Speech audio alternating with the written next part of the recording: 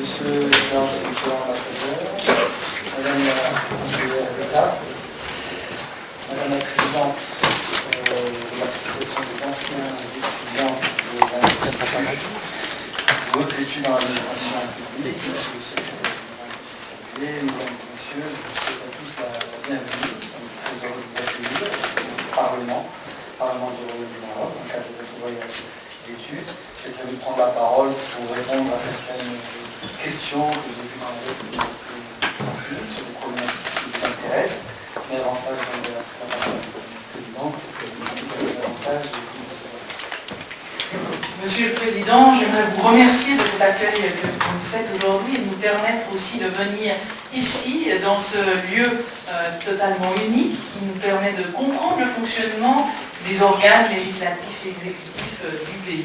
Et pour nous, c'est important, effectivement, comme anciens étudiants de l'Institut des hautes études dans l'administration publique, mais surtout comme professionnels de l'administration publique, puisque toutes les personnes qui sont présentes aujourd'hui sont des anciens étudiants, mais qui sont tous actifs dans les administrations publiques à des niveaux différents, que ce soit communal, cantonal ou encore fédéral, avec quelques mandataires, vous l'aurez remarqué, politiques. Donc nous avons effectivement quelques personnes élues qui sont issues de nos rangs. Alors Madame la conseillère d'État, que je remercie d'être présente aujourd'hui, eh bien, effectivement, accompagne entre autres son mari, qui est un ancien étudiant, et pour nous, c'est aussi un grand bonheur d'être dans ce cadre-là. Nous avons aussi quelques élus qui ont fait ces études en administration publique, comme M. Maire, entre autres, devenu conseiller national, ou d'autres qui étaient dans ce cadre-là. Donc pour nous, c'est important de pouvoir venir comprendre comment fonctionne le système marocain.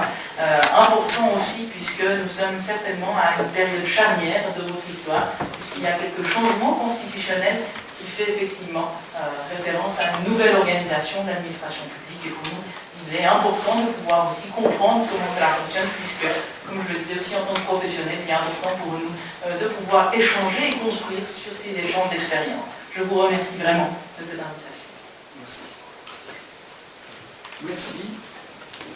Donc je vais prendre la parole si vous permettez. Je vais essayer de ne pas être très très long. Je pense que je parlerai d'1 minute à peu près. Comme ça, je laisserai un peu de temps pour une séance d'échange et de complément orienté sur les questions que vous voudriez bien poser.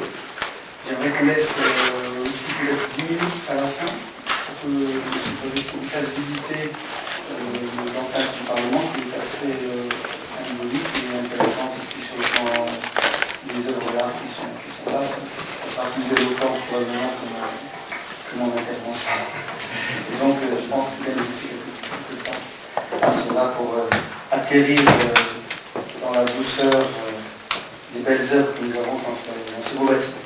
Alors, oui, une nouvelle constitution, vous avez dit quelques changements, c'est plus que quelques changements, ce sont des changements profonds, extrêmement importants, qui sont venus dans le cadre de ce qu'on a appelé dans la presse le printemps arabe, des protestations qui ont eu lieu dans le printemps arabe, mais c'est important, quand on vient justement de Suisse ou de l'étranger, de vous faire atterrir dans le contexte marocain, qui tout en étant un pays arabe, donc qui était concerné par cette vague de protestation arabe, il a été de manière complètement différente, eu égard à son histoire, eu égard à sa culture, eu égard à la construction de sa démocratie.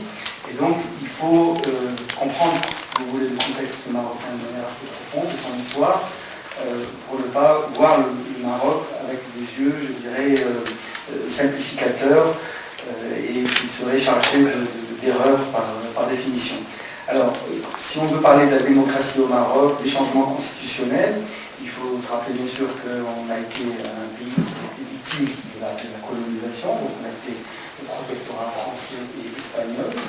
Le Maroc a été sous domination française, occupation administrative française et espagnole, et que notre pays a été non seulement occupé, mais occupé par 2 pays différents, ce qui complique les choses. Donc il a été coupé aussi. Il a été coupé en 3 morceaux. La France était dans le nord, la France au milieu, l'Espagne était dans le nord, la France au milieu, et l'Espagne était aussi dans le sud. C'est le début du siècle, début du XXe siècle. jusqu'à la moitié du XXe siècle, 1956, on commence à récupérer notre indépendance dans le cadre du mouvement national qui s'est développé à cette époque-là. Alors dans ce cadre-là, au lendemain de la récupération en 1956 de l'indépendance, qui reste une indépendance partielle, eh bien, le Maroc rentre dans une phase de construction de l'État moderne, qui est une monarchie constitutionnelle, avec donc une constitution qui définit les pouvoirs du roi, du Parlement, du gouvernement, et rentre dans cette logique de partage de pouvoir dès cette période. Donc c'est déjà très important de tout de suite comprendre cela, parce que dans les principes fondateurs de notre société d'aujourd'hui, cette notion de constitution, de partage de pouvoir est essentielle et elle est ancienne, basée justement sur ces fondements historiques. Autre principe qui va avec, c'est la notion de pluralisme politique. C'est-à-dire que dès 1958, on vote une loi qui interdit le parti unique, qui autorise la liberté d'association, qui autorise la liberté syndicale, qui autorise les libertés en général.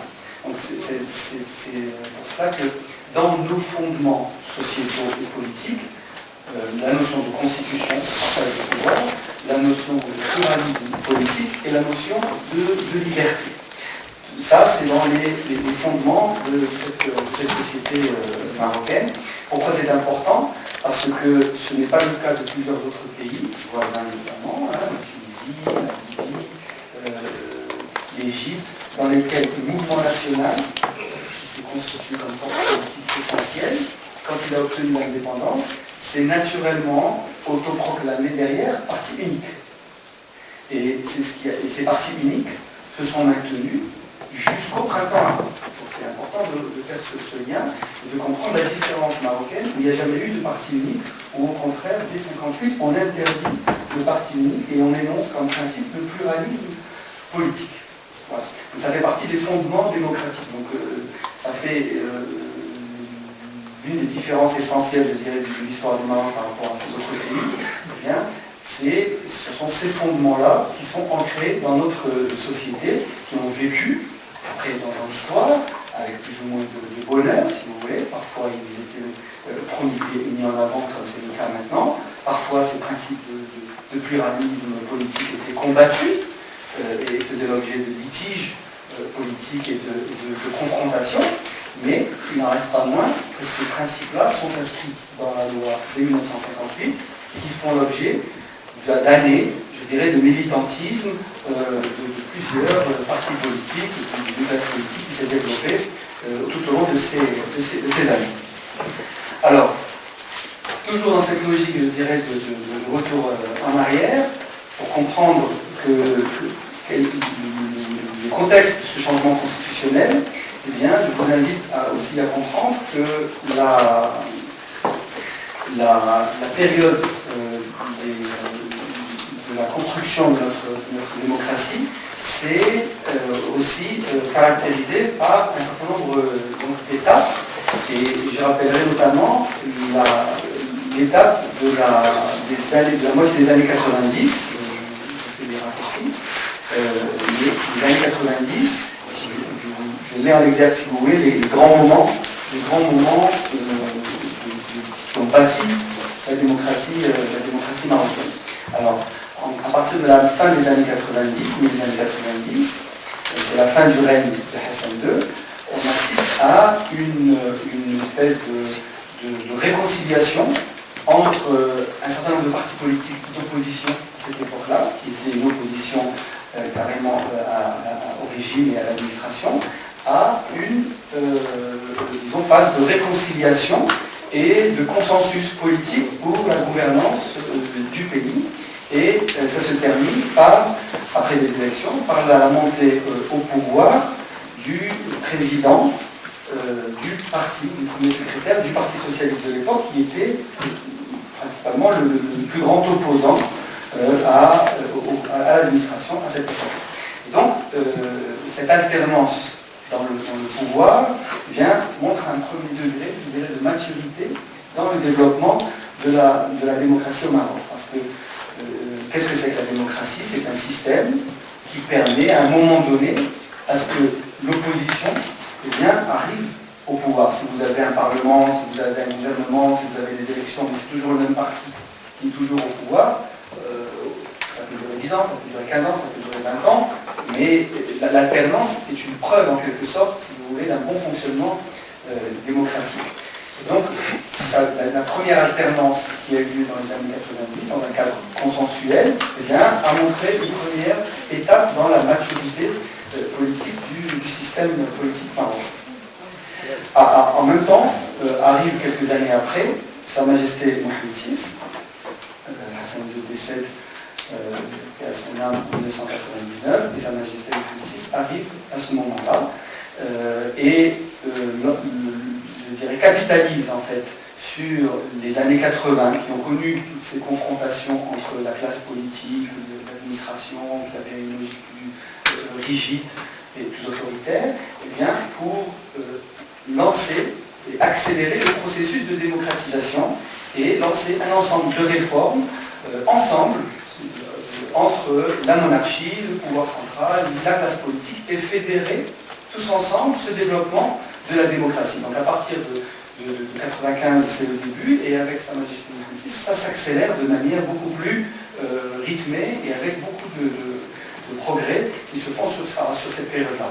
Et là commence donc une période de réforme importante, depuis 99, d'abord les garanties d'élections libres et transparentes, qui n'étaient pas par le passé. Depuis 99, toutes les élections qui se sont passées, ce sont des élections qui peuvent ne pas s'être déroulées de manière parfaite, comme plusieurs élections, mais elles ne font l'objet d'aucune contestation importante des partis politiques. Elles sont observées par des associations nationales et internationales qui viennent, des associations non gouvernementales qui viennent en toute liberté. Nous avons une loi sur l'observation des élections, donc une association fait une demande, on vérifie l'association, elle est acceptée, et des dizaines d'associations nationales et internationales viennent observer les élections et font des rapports. L'Assemblée parlementaire du Conseil de l'Europe, par exemple, a observé les dernières élections, et à chaque fois, ils ont fait des rapports tout à fait positifs sur le déroulement des élections. Donc un acquis très important, ce qui n'était pas forcément le cas pendant cette période dont j'ai parlé précédemment. La liberté de la presse aussi est accordée, elle est garantie, elle est protégée.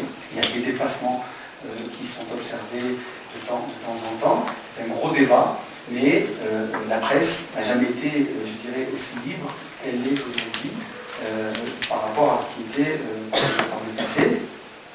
La question des droits de l'homme aussi a fait l'objet d'une réforme profonde, assez particulière et exceptionnelle, qui est prise comme exemple dans un certain nombre de pays, qu'on appelle justice transactionnelle, c'est-à-dire qu'une instance a été constituée pour recenser toutes les violations des droits de l'homme pendant la période passée et les identifier, je dirais, disons, dédommager économiquement et financièrement les familles des victimes de ces disparitions qui ont pu avoir lieu. Et dans ce dédommagement, il y a un dédommagement, je dirais, pécuniaire, et il y a un matériel, et il y a aussi une reconnaissance morale des fautes en fait, qui ont été faites envers ces individus-là.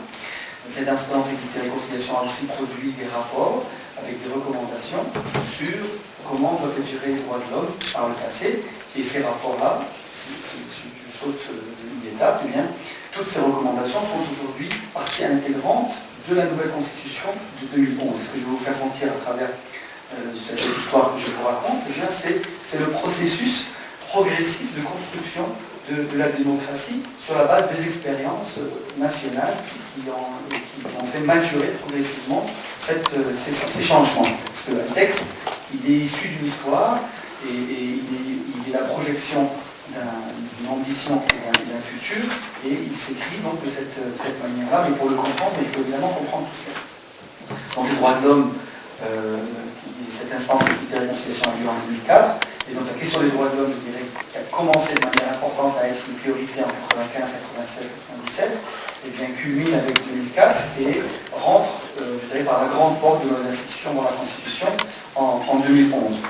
Le nouveau code de la famille, avec la question de la femme, où où aussi un changement profond se fait dans la condition de la femme, où est promulguée l'égalité claire entre l'homme et la femme, où auparavant nous avions un droit qui gardait à la femme un statut de mineur, et elle passait toujours de l'autorité paternelle à l'autorité maritale. Donc aujourd'hui, ça c'est annulé depuis 2004, depuis cette loi Code de la famille, qui a donc complètement émancipé la femme à l'égal de l'homme en droit, en devoir, etc. Et donc voilà, tout ça, ce sont des réformes qui ont donc été faites pendant cette période, je dirais, de 99 à 2011, et on voit, je dirais, le rythme intense de ces réformes. Alors quand arrive la période de 2011, une question aussi en trame de fond, c'était la régionalisation, parce que, de manière générale, il y a un consensus au Maroc pour aller vers plus de décentralisation. Le Maroc est un grand pays, et donc la gestion centraliste centralisée de du territoire n'est pas la plus efficiente, et donc un consensus est fait pour aller vers plus de régionalisation. Un groupe de travail qui avait institué le roi de plancher sur ce sujet, préparer un projet de réforme, de régionalisation. Alors tout cela a lieu bien avant qu'il y ait les problèmes en Tunisie ou en Égypte, ou bien avant le printemps arabe. Et donc quand arrivent ces protestations qui ont touché aussi le Maroc, les mouvements de jeunes sont sortis dans la rue, ont protesté, etc., eh bien Sa Majesté proclame un discours en mars 2000, en mars 2009 mars 2011, et dans ce discours, il annonce justement cette nouvelle étape du développement démocratique. Et c'est comme ça que, pour comprendre la spécificité marocaine, eh bien, et pourquoi le printemps arabe n'a pas ébranlé plus que cela le pays, c'est parce que le Maroc avait anticipé. Le Maroc a fait des bons choix démocratiques il y a une cinquantaine d'années, une soixantaine d'années. Ensuite, ces choix ont vécu de manière, je dirais, ils étaient là en théorie, ils ont été là en pratique, et parfois ils n'ont pas été respectés pendant cette période qu'on appelle aussi les années de plan. Et depuis 1995, donc depuis presque 15 ans, presque 20 ans aujourd'hui, 18 ans, eh bien, il y a un renouveau, je dirais, d'accélération démocratique et d'institutionnalisation de ces droits, d'instrumentation de ces droits, de définition des outils, des institutions permettant de garantir ces droits. Évidemment, le Parlement dans tout ça a un rôle très important. Et donc cette construction par étapes fait que quand on arrive à la période du printemps arabe, eh bien, pour le Maroc, c'est une marche, une étape importante par rapport à un processus. Et comme le Maroc avait anticipé réaliser un certain nombre de réformes, eh bien, quand Sa Majesté vient et annonce une nouvelle réforme, parce qu'il a réalisé des réformes sans pression de la rue, eh bien, il est tout à fait crédible dans l'annonce des nouvelles réformes, et à partir de ce moment-là, on rentre dans une logique de préparation d'une nouvelle constitution qui constitue donc une nouvelle étape dans cette vie démocratique du Maroc. Alors, si vous documentez un peu sur le Maroc, vous entendrez parler de l'exception marocaine, de pourquoi tous ces pays ont eu des régimes qui se sont effondrés, pourquoi la question de l'islamisme, disons, crée une espèce de paradoxe entre l'envie de démocratie, parce que ce sont des partis politiques, et en même temps des risques de dérive, je dirais, autocratique, qu'on a vu en Égypte. Pourquoi le Maroc, lui, gère mieux ses équilibres? Eh bien, parce qu'il y a cette histoire, et parce qu'il y a un ensemble, je dirais, d'institutions, de principes, de cultures qui permettent de garder cette stabilité, et tout en allant vers les réformes. Alors, pour donner une formule aussi, pour marquer un peu les esprits, je dirais que quand il y a eu le printemps arabe, il y a eu deux réactions classiques. Des pays qui se sont effondrés, dont les régimes se sont effondrés, la Tunisie, la Libye, la Syrie, etc. Et des pays qui ont résisté, qui ont essayé de ne pas bouger. Et il y a dans ce cheminement-là, entre ces deux extrêmes, il y a le cas notamment du Maroc, pas le seul, mais qui cherche lui une voie intermédiaire de maintien de la stabilité et d'accélération des réformes. Voilà. Et c'est cet équilibre entre je maintiens la stabilité du pays, parce que la stabilité c'est tout, la stabilité stabilité, c'est l'emploi, la stabilité, c'est la lutte contre le chômage, c'est les investissements nationaux et internationaux. Et en même temps, là, je dirais, l'accélération des réformes démocratiques pour aller de l'avant et continuer cette marche. Alors, dans la nouvelle constitution, aujourd'hui, qui est donc fruit de ce contexte que j'ai voulu rappeler, eh bien, il y a effectivement, comme je le disais tout à l'heure, des changements importants.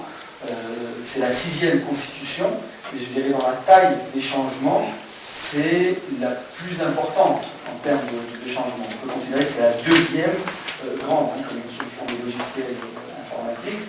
Si les premières sont des versions 1.1, 1.2, 1.3, là c'est 2.0 pour marquer un peu les idées, eu égard à l'importance des changements.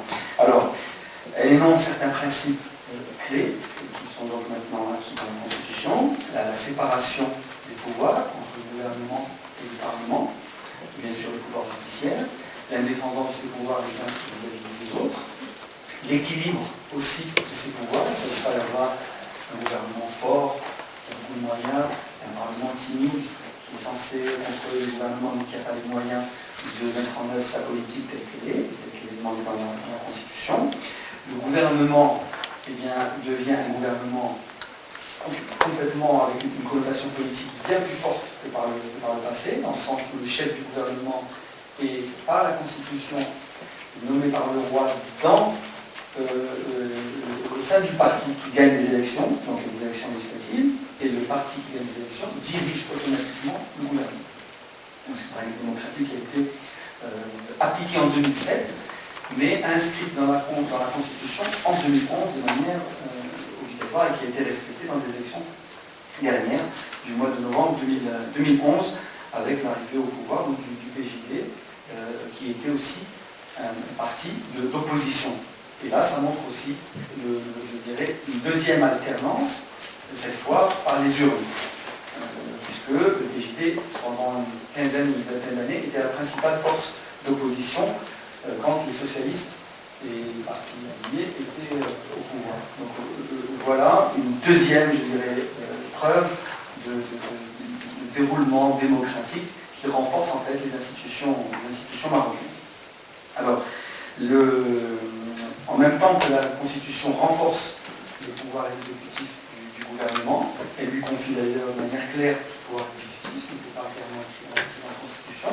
En même temps, la Constitution renforce le rôle du Parlement dans un souci d'équilibre et de mise en œuvre de cet équilibre entre le gouvernement et le Parlement, équilibre essentiellement d'abord par le rôle de contrôle que doit avoir le Parlement sur le gouvernement, et deuxièmement dans le pouvoir législatif qui devient aussi le rôle central du Parlement.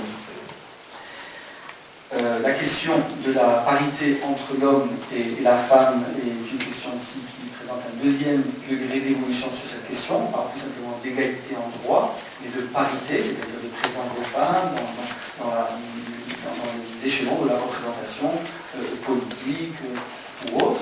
Et c'est un principe qui est aujourd'hui inscrit dans la Constitution dans une logique de perspective, c'est-à-dire que c'est un principe que nous devons atteindre. Il n'y a pas d'agenda, on ne dit pas qu'on doit avoir la parité d'ici X années, mais c'est un principe et un engagement solennel de l'État devrait, en vertu de ce principe-là, et d'aller vers la parité entre l'homme et la femme. Sur le plan culturel aussi, cette constitution promue la langue amazigh, qui est la langue berbère, comme langue constitutionnelle, aux côtés de l'arabe. Et donc, nous avons deux langues au Maroc, qui sont des langues officielles, qui aussi rencontrent des spécificités culturelles et de l'histoire propre du Maroc.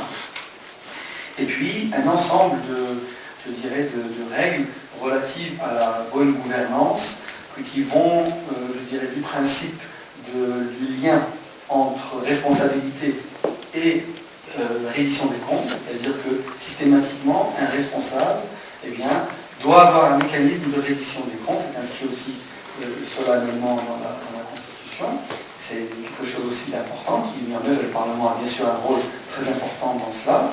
Des instances aussi dites de bonne gouvernance qui suit un certain nombre de volets de la vie publique dans un souci d'amélioration de cette gouvernance, de lutte contre la corruption, de pratiques, de lutte contre des questions relatives par exemple au monopole dans le secteur économique. On a une instance liée par exemple à la concurrence et au suivi des conditions de concurrence dans les marchés.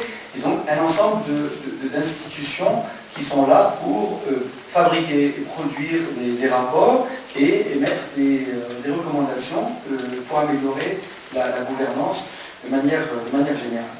Et beaucoup de choses, disons, ont changé aussi le Maroc sur ces sujets-là. Je prends par exemple un exemple, c'est que, par exemple, dans ces principes-là, un député précédemment qui était élu au nom d'un parti politique, une fois qu'il est arrivé à la Chambre, eh bien, il avait le droit de changer de parti politique pendant la législature. Il pouvait être élu au nom d'un parti par rapport à un programme électoral, et puis pour une raison ou une autre, il pouvait changer de parti. Et ça, c'est quelque chose qui choquait finalement les électeurs, parce que quand ils élisaient un élu, ils élisaient pas la personne, ils élisent la personne, mais ils élisent aussi le parti avec son programme politique, ce sont des élections par liste, elles ne sont pas nominatives. Et donc, ça créait quelque chose qui dénaturait finalement la scène politique et donnait l'impression parfois aux électeurs d'être usurpés, de voter pour un parti finalement, un parti de droite qui se retrouve dans un parti de gauche, ou vice-versa. Et donc, ça brouillait la scène politique. Donc, ces pratiques-là, maintenant, par exemple, sont interdites. Et si un député veut changer de parti en cours de mandat, il a le droit de le faire, mais il perd son mandat de député automatiquement. Et donc, la même chose si, par exemple, il est dans un parti, puis il y a des élections, et il veut se présenter au nom d'un autre parti dans ces élections, par exemple, des élections communales qui ont été par la législature, il est obligé de se présenter au nom du même parti politique, au moins pendant la durée du mandat. Ça assure une certaine stabilité de la carte politique, au moins pendant la durée du mandat. Donc voilà, des règles, je dirais, de gouvernance, des questions aussi d'arbitrage entre l'intérêt général et l'intérêt particulier. Parfois, les responsables se trouvent dans des situations de conflit d'intérêts, entre les intérêts personnels et les intérêts dont ils ont la charge, etc. font partie aussi de règles qui sont mises dans la Constitution. Voilà, pour vous dire que la question de lutte contre la corruption, de gouvernance, etc., est aussi prescrite et inscrite dans les actions que nous menons. Un petit mot dans la Constitution sur les droits de l'homme, donc simplement pour dire que toutes les recommandations de cette instance équité et réconciliation sont devenues maintenant des lois, des règles qui sont inscrites, qui sont opposables dans la Constitution. Par exemple, les conventions internationales relatives aux droits de l'homme, qui matérialisent finalement le patrimoine international et l'accord collectif de la communauté internationale sur les droits de l'homme, eh bien, qui préviennent les droits de l'homme, qui préviennent toutes les actions de droits de l'homme, qui préviennent toutes les violations, qui condamnent la torture, qui condamnent l'actions sur les enfants, sur les femmes, sur la discrimination, le racisme, etc. Toutes ces conventions sont en train d'être approuvées par le Maroc, et, c'est ça l'important, dans la Constitution, elles ont la primauté par rapport aux lois nationales. Donc dès qu'on approuve une Constitution, on est tenu de changer la loi nationale.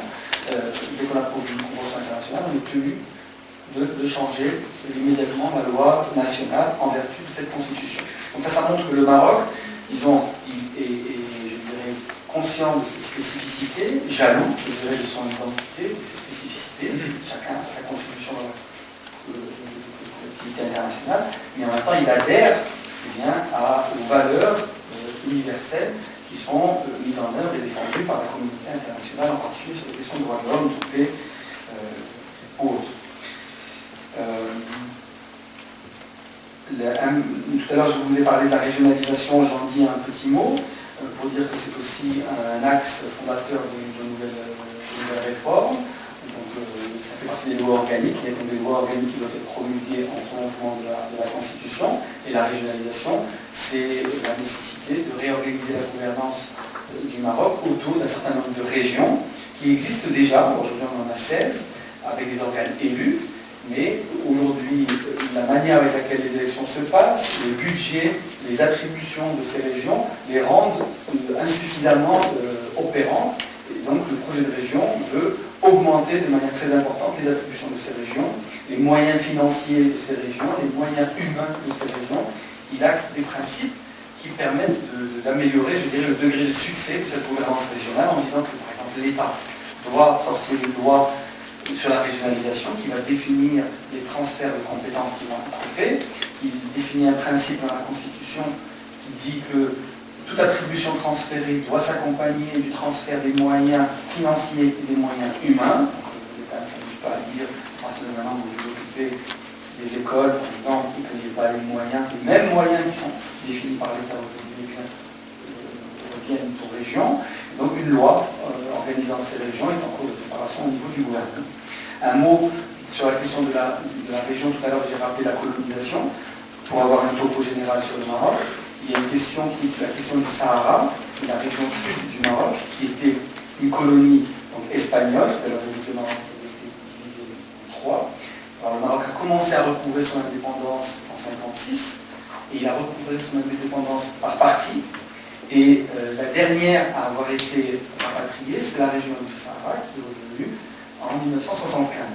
Alors, en 1975, sur la base d'un traité qui a été signé avec l'Espagne, qui signait le fait que l'Espagne quittait ce territoire et le Maroc reprenait l'administration de ce territoire. Pour être complet sur la vision, en même temps que le Maroc récupérait ce territoire, naissait un mouvement d'indépendantistes dans cette région.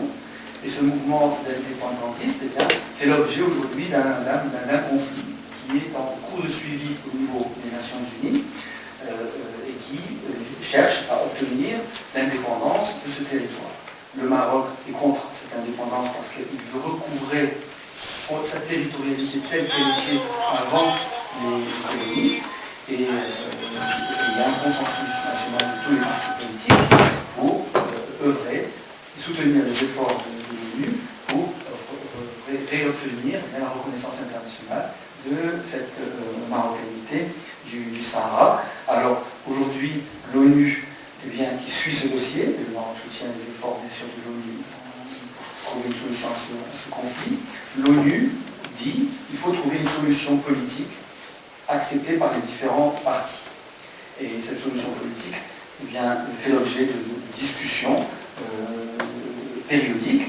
Dans ces discussions politiques, le Maroc a apporté une contribution en disant que dans le cadre justement de la régionalisation du Maroc, il est possible de mettre en place dans la région du sud du Maroc un gouvernement autonome, c'est-à-dire une autonomie avec de très très larges prérogatives, plus larges que pour les autres régions, avec un gouvernement autonome, avec un parlement autonome et avec les fondements démocratiques, le fonctionnement de ces institutions autonomes qui permettent aux citoyens de cette région d'être élus dans ces institutions autonomes, sous souveraineté toujours marocaine, mais avec des très larges prérogatives, avec tous les moyens financiers de gestion, pour avoir cette logique, je dirais, d'autonomie qui se voit comme une logique, je dirais, intermédiaire entre intégration brute et globale et la séparation que le Maroc refuse. Donc cette solution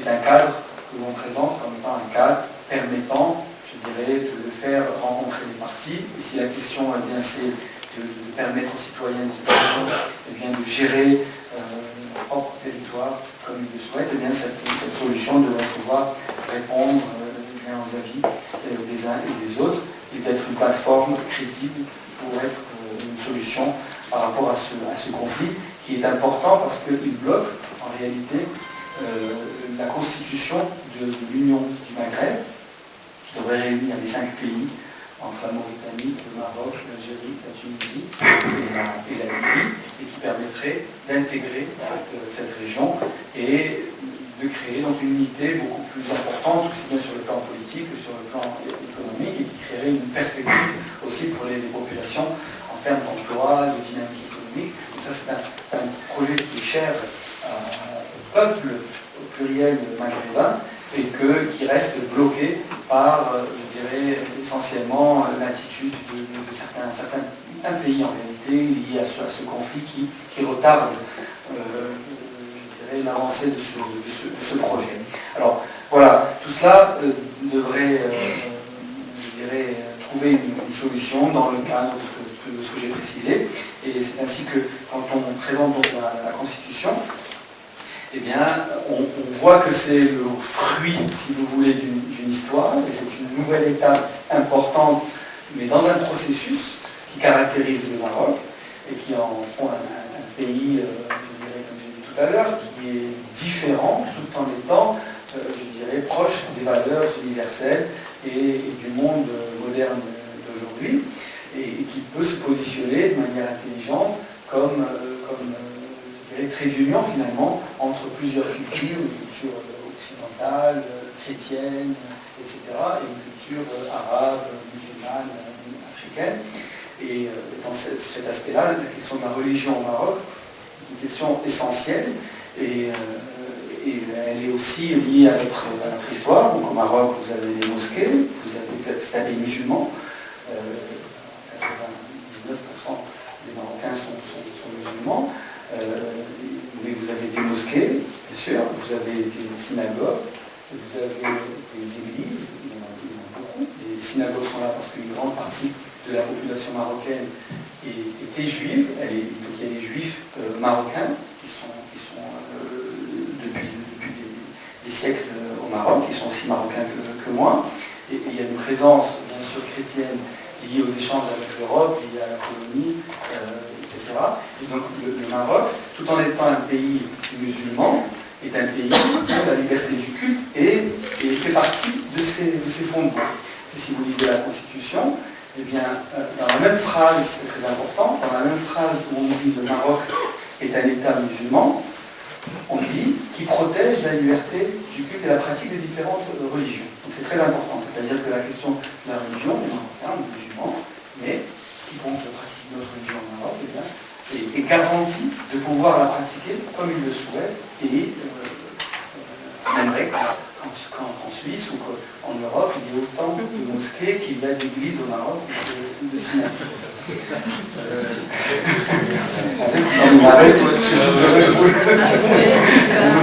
Vous allez compléter mon idée.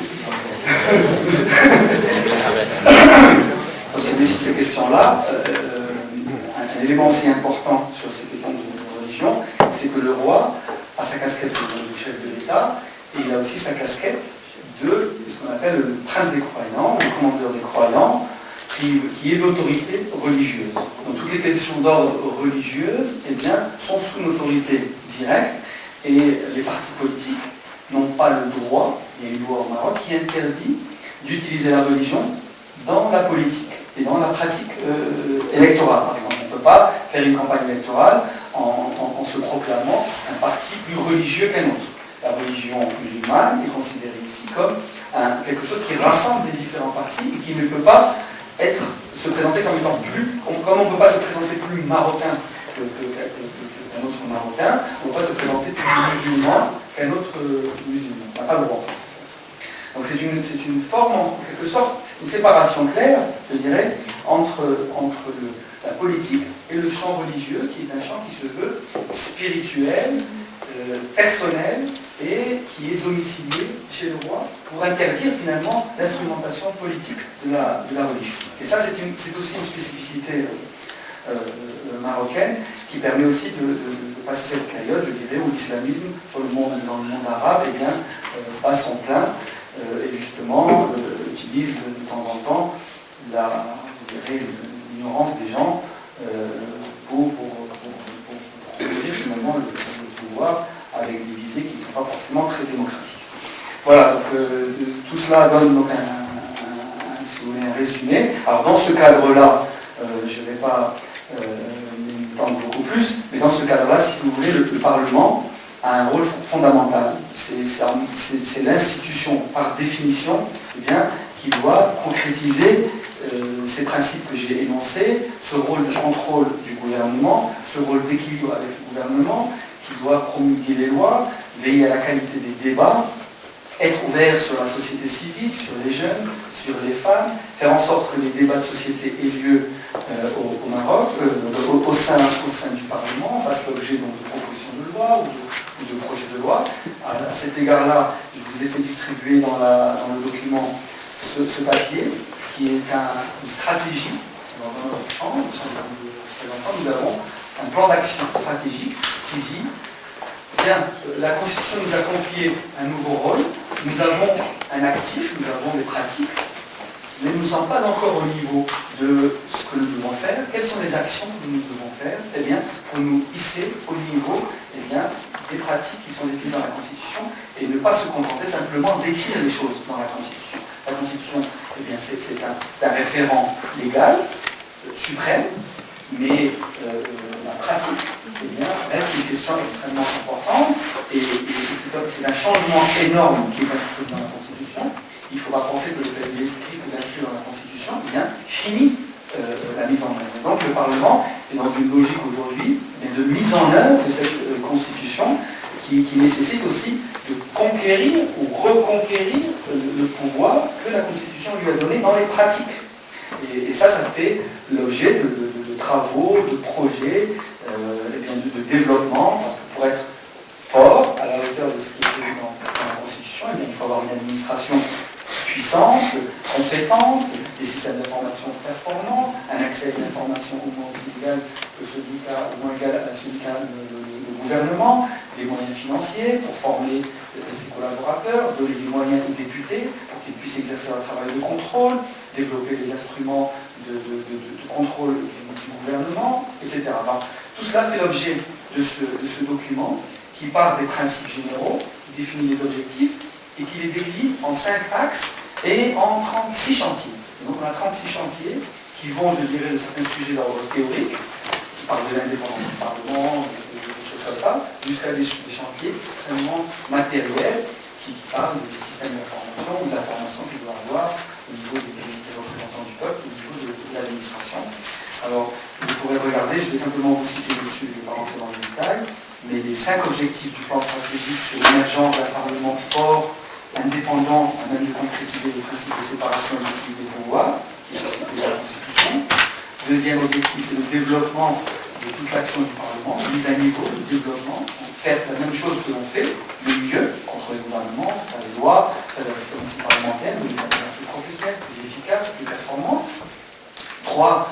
Ouvrir le Parlement, pas dans cette pièce, qui est close avec plusieurs volets, plusieurs rideaux, et ouvrir le Parlement, c'est-à-dire sur sa société civile, sur son interaction, faire ressentir au fait que le Parlement est la maison du peuple, c'est l'endroit où les citoyens doivent venir spontanément, les jeunes, la société civile, les écoles, etc. Un certain nombre d'innovations qui sont venues par la Constitution, c'est-à-dire l'usage de l'euthanasie doit venir au Parlement, le rôle de la femme et la représentation de la femme au sein du Parlement doit aussi être en phase avec ce qu'a dit la Constitution, les jeunes doivent être représentés de manière importante, etc. Et enfin, le fait que nous sommes un Parlement avec 2 chambres, et donc nous devons toujours garder une cohérence entre les 2 chambres, une chambre des représentants que je représente et une chambre des députés.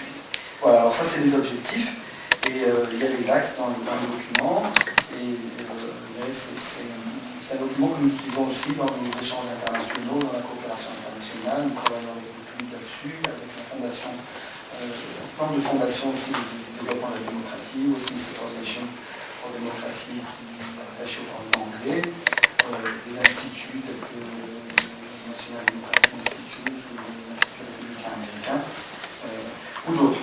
Voilà, j'ai été bien sûr plus long que j'avais prévu, mais j'espère que ça a été intéressant et je vais vous remercier pour votre attention.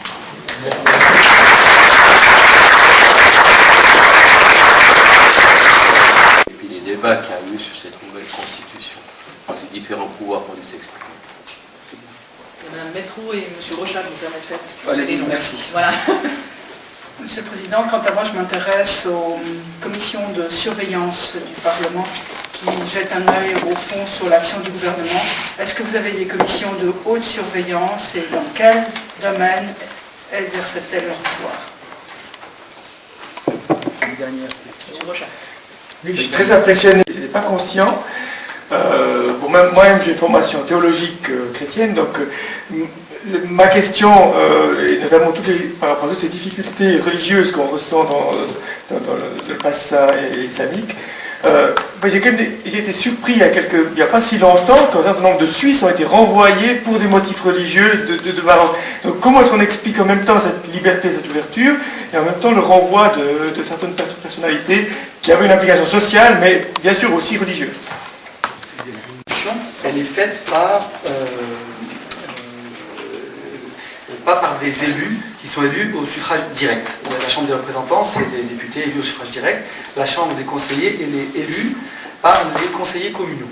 En fait, il y a plusieurs contingents, mais le plus important, c'est les conseillers communaux. Donc, elle est élue par des grands électeurs qui sont donc constitués par les conseillers communaux. Il y a aussi des représentants syndicaux et des représentants des chambres de commerce.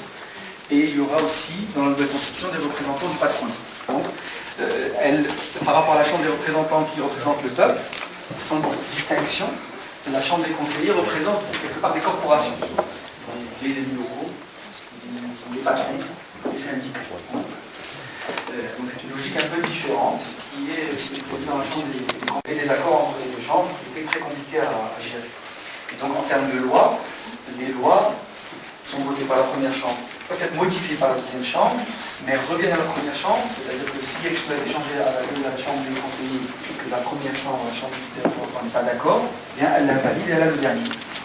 Alors, maintenant, par contre, sur les questions d'ordre territorial, la Chambre des conseillers a un rôle particulier puisqu'elle est issue de cette représentation et donc elle doit être, je dirais, même refaite parce qu'aujourd'hui la Chambre des conseillers qui est là n'est pas encore conforme à la nouvelle constitution parce que les élections locales n'ont pas encore eu lieu. Après la nouvelle constitution, 2011 on a une nouvelle constitution, mais les élections locales n'ont pas encore eu lieu. Quand elles auront lieu, eh bien, les conseillers communaux seront désignés, seront élus et pourront voter et élire les conseillers de la Chambre des conseillers. Et dans ce cadre-là, eh bien, la Chambre eh bien, sera une représentation, je dirais, de ces collectivités territoriales dans lesquelles les régions représentent aussi une partie importante.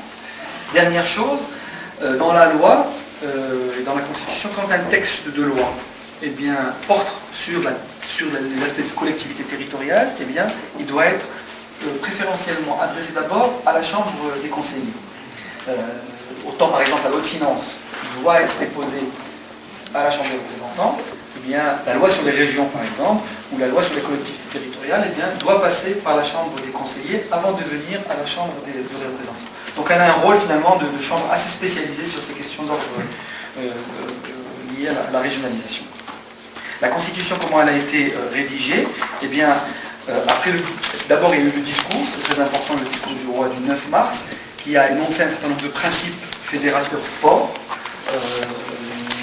tels que la séparation des pouvoirs, tels que la responsabilité du pouvoir exécutif au sein du gouvernement, tel que le fait que le chef du gouvernement est issu du parti qui gagne les élections, le principe de reddition des comptes. Donc déjà dans le discours, disons les axes fondateurs, les droits de l'homme, la femme, etc.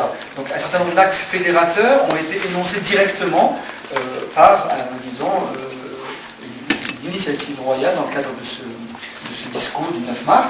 À la suite de cela, le roi a constitué une commission, deux commissions en réalité, une commission d'experts, des constitutionnalistes, avec des sensibilités extrêmement différentes, donc des professeurs universitaires, des membres de la société civile, des gens qui ont une nature d'experts, mais avec une représentation, je dirais, des sensibilités extrêmement différentes, hein, des gens d'extrême gauche, des gens proches de la religion, etc., qui étaient représentés dans cette commission d'experts.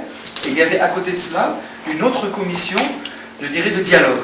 Les experts faisaient leur draft et les transmettaient à cette commission de dialogue. Dans cette commission de dialogue, eh bien, siégeaient les différents partis politiques et les différents syndicats.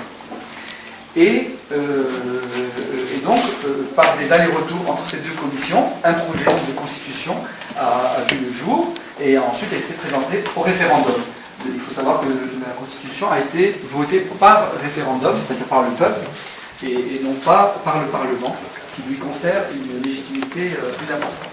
Il faut savoir aussi que cette Constitution a été votée, je dirais, de manière assez large par la population marocaine, mais qu'elle a connu aussi l'opposition. Il y avait des courants je dirais, politiques qui étaient contre cette constitution. Ils étaient très largement minoritaires, mais moi-même en tant que responsable politique, j'ai fait la campagne pour cette constitution.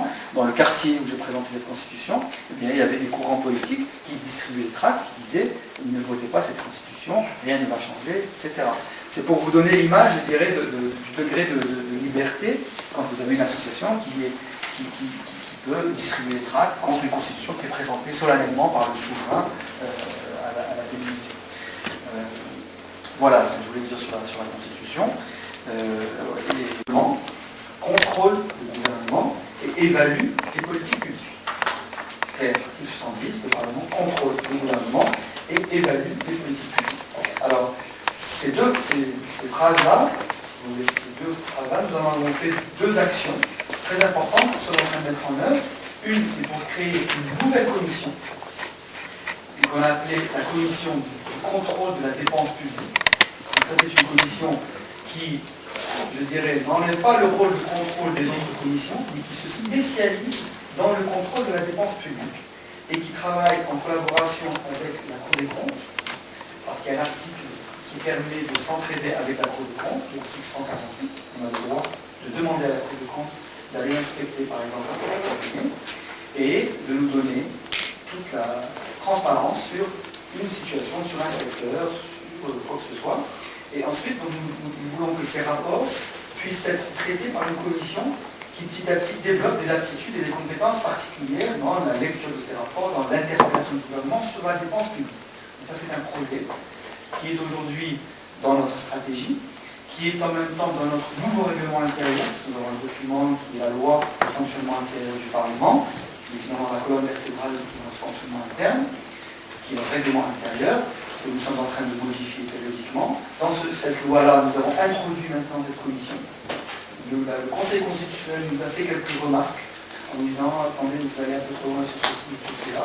Il a quand même accepté le principe de la création de cette commission de contrôle de la dépense publique et il a demandé de revoir certaines de ses prérogatives, de ne pas faire du blanc port de la Cour des comptes et de s'inspirer des rapports de la Cour des comptes pour faire le contrôle du gouvernement. Et donc nous avons revu les spécifications de ces attributions et nous allons bientôt revoter ce texte. Et je pense que d'ici la fin de l'année, on pourra constituer effectivement cette commission. Alors ça, c'est important.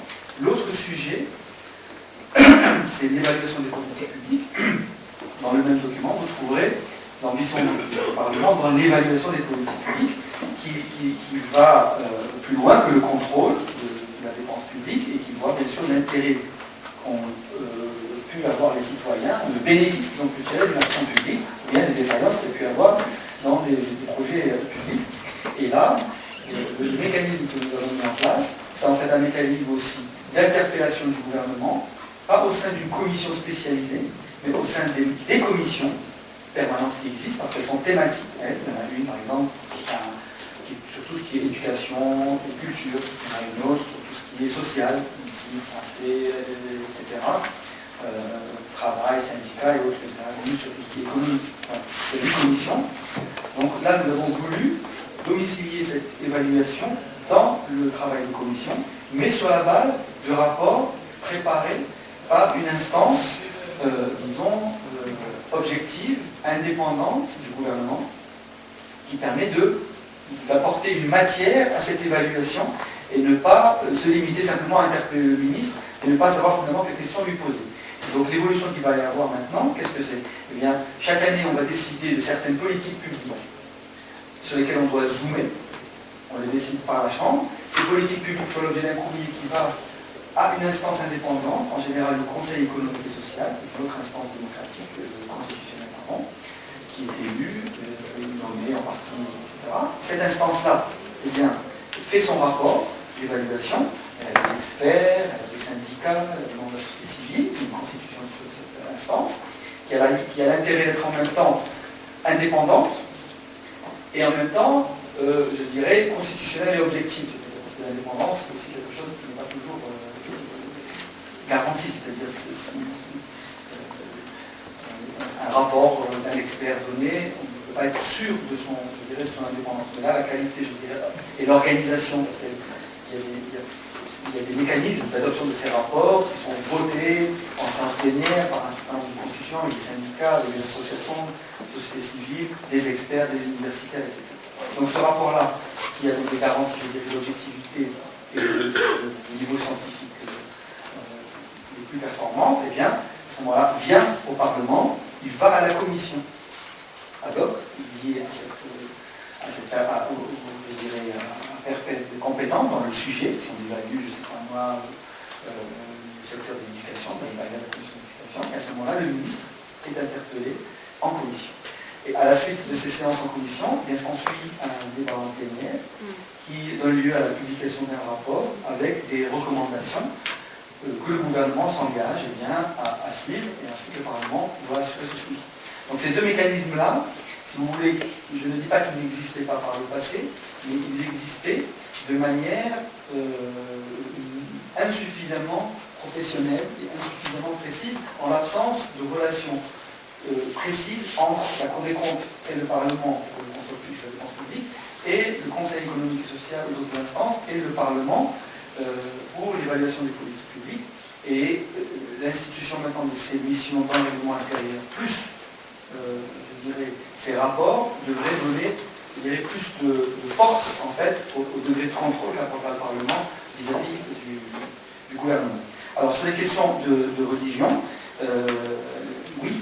Alors, la loi, qu'est-ce qu'elle dit La loi, qu'est-ce qu'elle dit? Alors, c'est important parce qu'il peut y avoir des erreurs.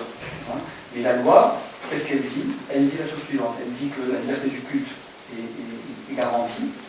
On ne peut pas disons, quelqu'un d'une manière parce qu'il pratique une religion, c'est absolument interdit. Même la liberté de changer de religion ne peut pas être objet de poursuite, c'est-à-dire quelqu'un qui est musulman, qui décide de devenir chrétien, il ne peut pas par la loi faire l'objet d'une poursuite. C'est assez fort pour un pays musulman. Ce qui est interdit, ce sont, je dirais, l'abus des faiblesses, je dirais, ou l'abus de confiance, ou je dirais, voilà, l'abus de faiblesse dans le prosélytisme religieux. Même le prosélytisme religieux est autorisé. C'est-à-dire on va avoir des associations qui défendent une religion et qui vont voir les gens en leur disant tu devrais changer de religion parce que telle religion elle est mieux. Bon. C'est autorisé, même le prosélytisme religieux n'est pas interdit. Par contre, ce qui est interdit, c'est l'abus de faiblesse, c'est-à-dire par exemple avoir un orphelinat, créer un orphelinat au Maroc, recueillir des orphelins et profiter de leur dépendance, je dirais, alimentaire, pour les faire changer de religion dans leur jeune âge. Là, vous avez une dépendance économique et vous avez un humeur. Donc, ou bien créer une école, et dans cette école, enseigner, ou je dirais, utiliser l'autorité d'enseignant pour... Voilà. Donc ça c'est interdit. Alors, si des actions de cet ordre-là, eh bien, elles font l'objet donc de poursuites. Alors maintenant, il peut arriver que parfois, un procureur, ou bien un juge, ou bien par méconnaissance, je dirais, de ces lois, que vous pouvez vérifier, etc., eh bien, fasse je dirais, des actions qui peuvent être dommageables. Par exemple, un procureur, avant le jugement, quand il a déclaré, par exemple, une détention provisoire de quelqu'un, c'est arrivé, il y a eu des cas comme ça, dans certains cas, donc il peut y avoir aussi des actions qui ne correspondent pas à ce que j'ai dit, mais qui sont dues à un zèle mal placé de certains auteurs responsables de ce genre de choses. Mais petit à petit, si vous voulez, la loi est telle qu'elle est. Quand il y a des choses de cet ordre-là, c'est arrivé. Il y a eu des débats avec le ministre de la Justice au Parlement sur ces questions. Et on fait attention à ce que des erreurs ne donnent pas, parce que aussi les médias, justement, quand il y a un cas comme ça, eh bien, tout de suite, s'en saisissent et donnent une image complètement faussée de ce qu'est la réalité marocaine. D'autres questions? Oui. Une question, Monsieur le Président, concernant le statut des membres justement de la Chambre des représentants.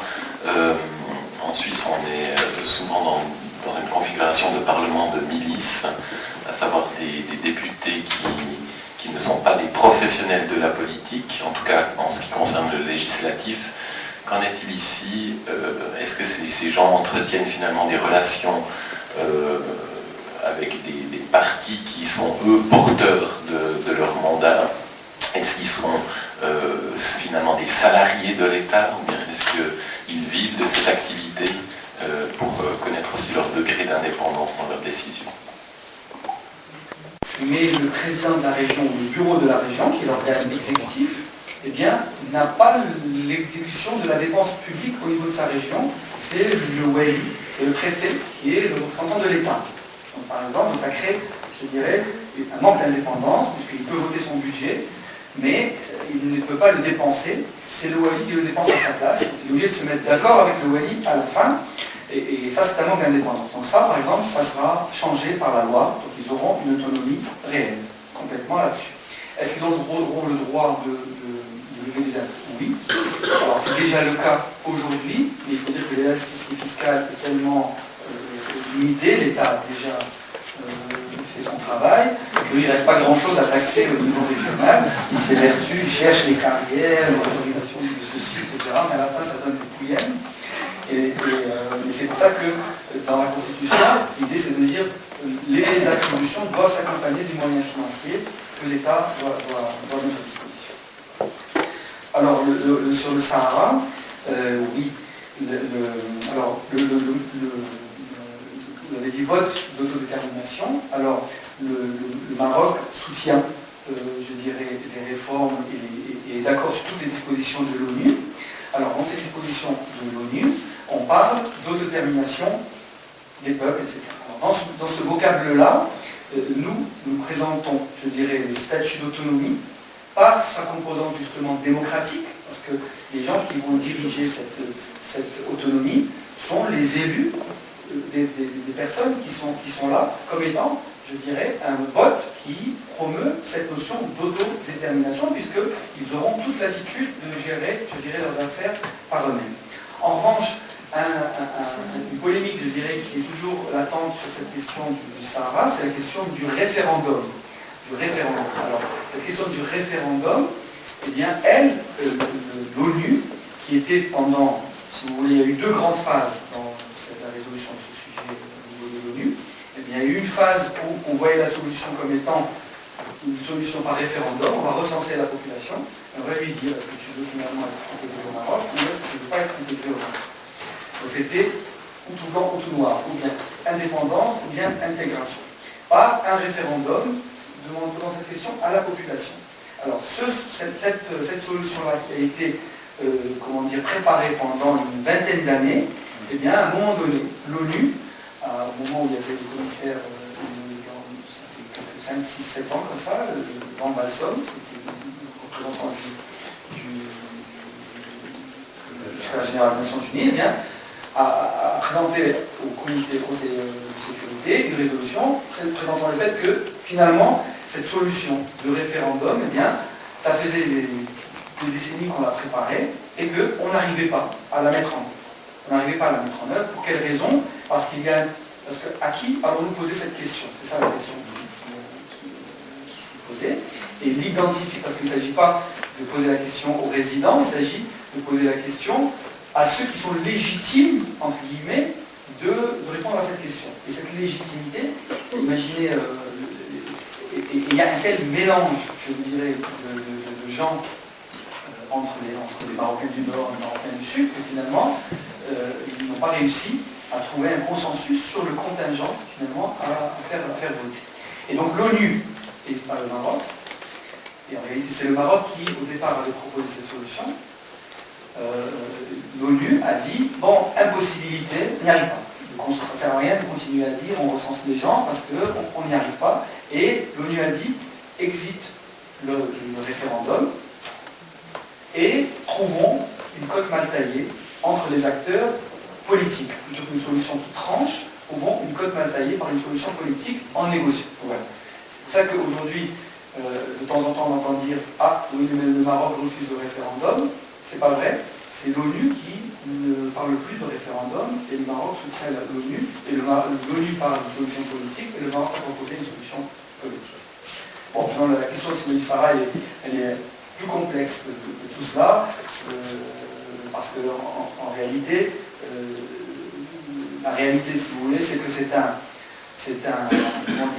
sujet qui, pour le Maroc, est essentiel, parce qu'il va de se demander, quand vous sortirez dans la rue, demander aux gens que vous rencontrez dans les cafés, les taxis, etc. Si le Sahara pour eux c'est important, vous verrez qu'il y a un consensus national sur la marocanité du Sahara. En revanche, si vous voulez, l'acteur principal, si vous voulez, l'autre acteur principal sur ce sujet, ce sont nos amis et nos voisins algériens, avec lesquels nous espérons qu'un jour nous allons arriver à dépasser les contentieux historiques qu'il y a entre nous, pour justement construire un Maghreb uni, c'est ce que nous essayons de faire depuis de longues années. Et en fait, cette question, je dirais, d'indépendantisme, etc., elle est plus entretenue, je dirais, pour embêter le Maroc, et qu'à chaque fois qu'on trouve un embryon de solution, eh bien, on se dépêche de dire non, c'est pas la bonne solution, parce que l'objet, c'est de maintenir le problème. Donc, quand vous devez négocier avec quelqu'un dont l'objet qui a avantage, si vous voulez, à maintenir le problème, eh bien, c'est assez difficile de trouver une solution, je dirais, alors c'est ça quand vous lisez les résolutions de l'ONU, vous avez plutôt marqué une négociation de bonne foi. Alors, cette bonne foi, on va faire toujours, parce que la réalité c'est ça, c'est que le Maroc, je dirais, a un dommage important par ce sujet, et que la partie, l'autre partie liée à ce sujet-là, c'est pas vraiment le Polisario, c'est l'Algérie qui, les camps, je dirais, qui sont en Algérie, donc ces gens sont hébergés en Algérie, et l'Algérie dit non, j'ai rien à voir avec ça, j'ai pas de problème, etc. En réalité, c'est pas le cas, ça. Elle entretient malheureusement ce conflit de manière artificielle, et quand vous devez négocier avec quelqu'un qui veut ne pas trouver une solution, pas qu'il ne veut pas trouver une solution, il veut ne pas trouver une solution. Eh bien, c'est très difficile d'y arriver. Bon, c'est pour ça que ça presse, pour ça que c'est compliqué, mais voilà, on continue jusqu'à ce que la raison se fasse entendre. Alors, la Mazir, oui, alors la Mazir, c'est très important. Alors d'abord, la langue aujourd'hui existe, elle est parlée par pratiquement 60% des citoyens marocains. Alors elle n'est pas, je dirais, uniforme. Comme c'est une langue essentiellement parlée aujourd'hui, elle est multiforme. Donc elle prend la forme, je dirais, de dérivation régionale. Et il y a un mouvement aujourd'hui scientifique, linguistique, autour de cette langue, de l'uniformiser et d'en fabriquer une langue amazigh nationale et pas un ensemble de superposition de dialectes. Ensuite, il y a aussi une orientation qui n'est pas encore décidée.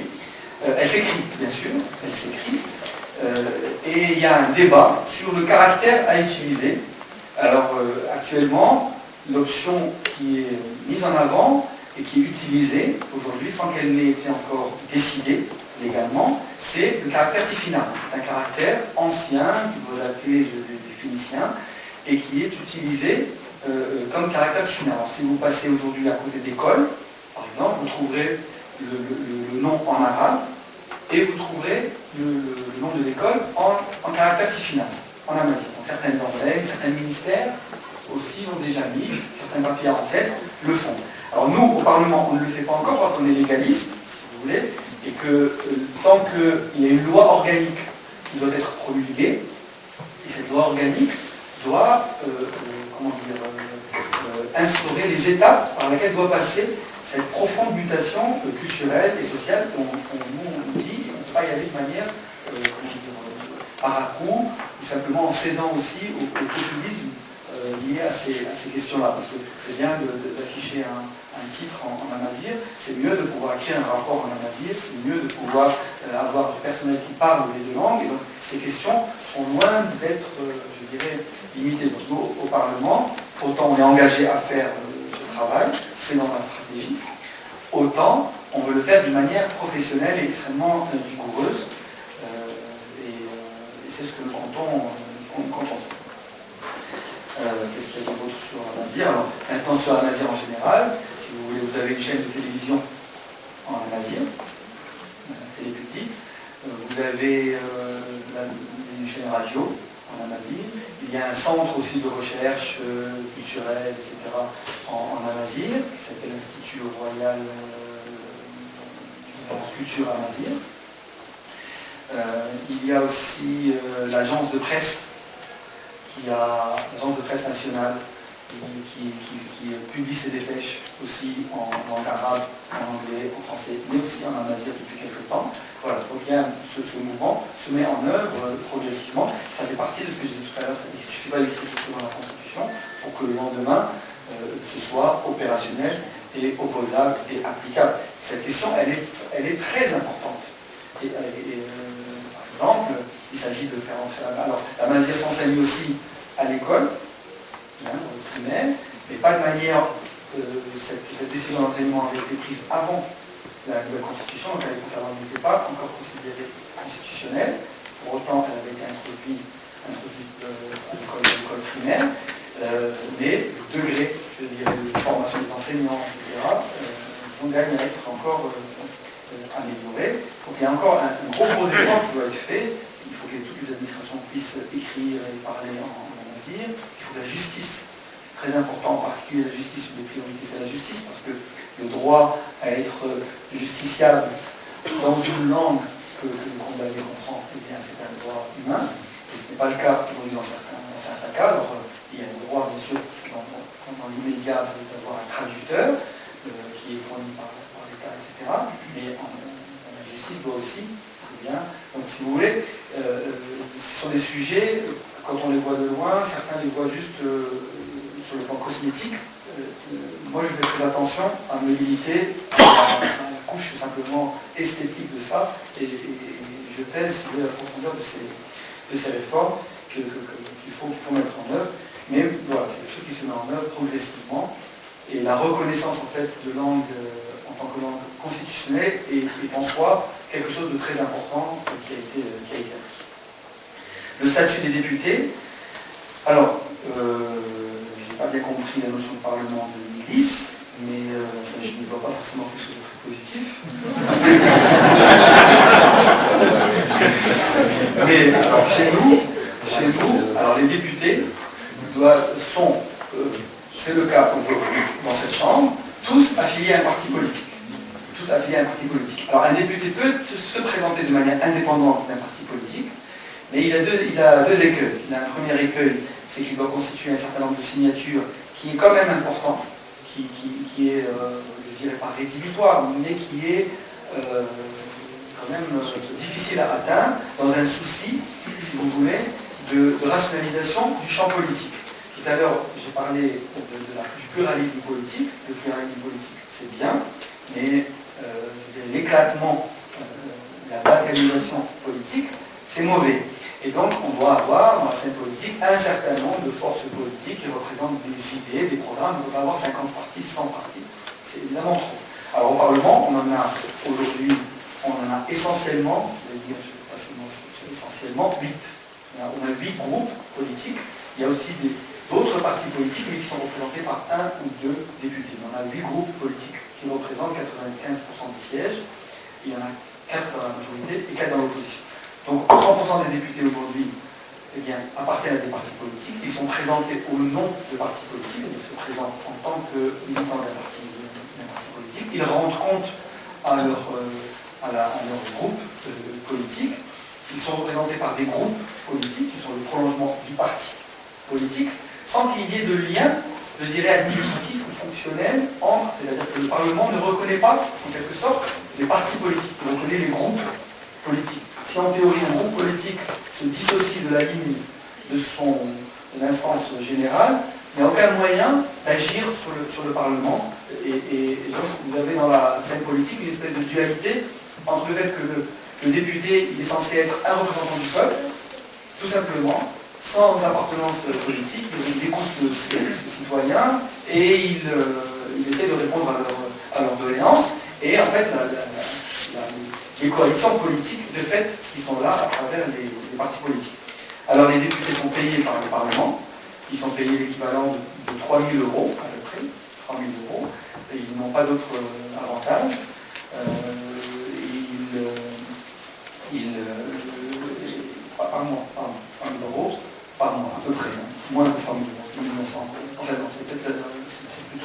2700, c'est plutôt 2700 €. J'ai compté 1 euro égale 10 dirhams, en fait 1 euro c'est 11 dirhams 50, donc ça doit faire 2700 €. Ce salaire, si vous voulez, permet à un député d'exercer ses activités de manière moyenne. Il reste, je dirais, quand on tient compte des distances dans lesquelles les déplacements que doivent supporter les députés, c'est pas beaucoup. Quand un député est pas loin du Parlement, il s'en sort. Mais quand un député habite à 1000 ou 1500 km du Parlement, c'est difficile de s'en sortir. Alors certains d'entre eux sont des libres professions, des hommes d'affaires, des indépendants, des médecins, des avocats, des libres professions, et d'autres sont des salariés, soit du secteur public, soit du secteur privé, qui quittent leurs administrations et qui viennent au Parlement. Quand ils viennent au Parlement, leur seul salaire, eh bien, c'est le salaire de député.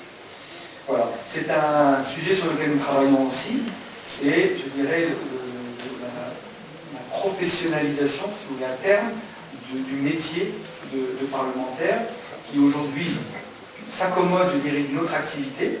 C'est-à-dire on peut être parlementaire et en même temps avoir un cabinet d'avocat, par exemple. Alors comme j'ai dit, il y a des lois sur le conflit d'intérêts, il y a des règles, mais ce n'est pas interdit.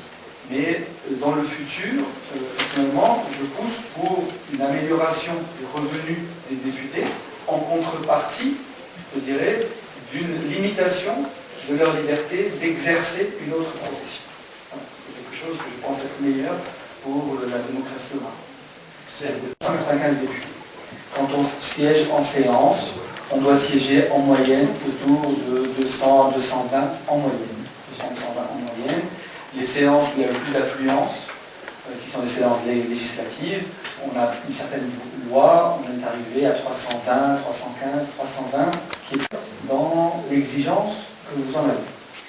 Alors, deuxième chose, nous avons des règles aussi que nous mettons en œuvre progressivement de contrôle des absences, qui sont de plus en plus sévères et qui augmentent, je dirais, le degré de vigilance de la Chambre dans le fait que quand un député est absent, il doit donner il doit s'excuser.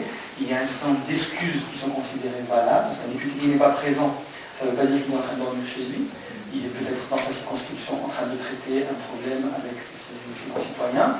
Il peut être à l'étranger dans un forum international à faire de la diplomatie internationale. Il peut être aussi chez lui à dormir, ou bien dans un travail privé qu'il fait aussi, puisque la loi l'autorise. Donc, si vous voulez, il s'agit de faire la différence entre les situations légitimes d'absence et les situations non légitimes d'absence. Au cours de cette législature, on a défini des cas qui sont légitimes, des cas qui ne sont pas légitimes, et nous sommes en train de mettre en œuvre cela. Troisième chose, il faut motiver les députés pour venir en séance. C'est-à-dire qu'il ne faut pas que le député s'ennuie quand il vient ici. Il doit venir naturellement. Et il faut donc montrer, si, oui c'est ça, c'est-à-dire qu'il faut faire en sorte, si vous voulez, que l'arène politique principale soit le Parlement. Le débat politique, c'est ici. Et donc, il faut que le député gravitairement soit attiré, parce qu'il fait de la politique, et c'est là que ça se passe. C'est pas ailleurs. Et donc, il faut structurer l'action du Parlement, augmenter la vivacité des échanges, augmenter les événements, augmenter les actions, pour que le Parlement soit un endroit où le député exerce réellement son travail. Et ça aussi, ça fait partie